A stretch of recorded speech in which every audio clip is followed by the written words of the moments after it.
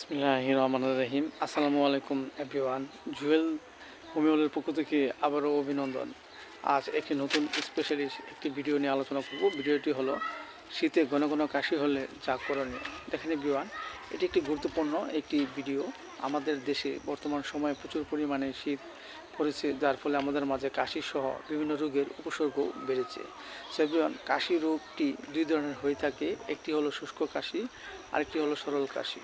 এই ঘন ঘন কাশি হওয়ার কারণ হলো আমাদের মাঝে যদি অত্যধিক পরিমাণে ঠান্ডা লাগে, কিংবা আমরা যদি ঠান্ডা জাতীয় খাবার প্রচুর পরিমাণে খাই, এর ফলে অনেক সময় আমাদের মাঝে এই ঘন ঘন কাশি বেড়ে যেতে পারে। সো এভরিওয়ান, এই রোগটি আমাদের মাঝে হলে লক্ষণ অনুযায়ী আমরা যে হোমিওপ্যাথি চিকিৎসা গ্রহণ করতে পারি। যেমন দেখা যাচ্ছে যে আমাদের মাঝে ঠান্ডা লেগেছে এবং ঠান্ডা লাগার ফলে গলা ভেঙে যায় এবং ডুব দিতে কষ্ট হয়।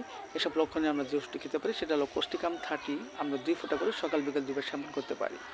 আবার দেখা যাচ্ছে যে আমাদের মাঝে প্রচুর ঘন ঘন কাশির জন্য রাতে ঘুমাতে পারি না এবং কাশির সাথে পচা দুর্গন্ধ বের হয়।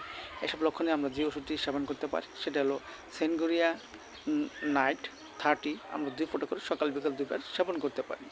পাশাপাশি আমরা কিছু হোমিওপ্যাথি বায়োকেমিক বড়ি খেতে পারি। ফেরাম্পস 6-এর 4টি করে চিবিয়ে আমরা হালকা গরম কুসুম পানি সহ সকাল বিকাল 2 বার সেবন করতে পারি। এবং হোমিওপ্যাথি বায়োকেমিক বড়ি ক্যালিমিও 6-এর 4টি করে চিবিয়ে আমরা হালকা গরম কুসুম পানি সহ সকাল বিকাল 2 বার সেবন করতে পারি। এতে করে আমাদের মাঝে যে ঘন ঘন কাশি সেটা আস্তে আস্তে কমে যেতে পারে এবং আমাদের মাঝে সুস্থতা ফিরে আসবে। সো এভরিওয়ান, ভিডিওটি ভালো লাগলে অবশ্যই আপনারা লাইক দেবেন, সাবস্ক্রাইব করবেন এবং আমার এই ভিডিওটি সবাই শেয়ার করে দেবেন। সবাই ভালো থাকেন, সুস্থ থাকেন। Thank you so much.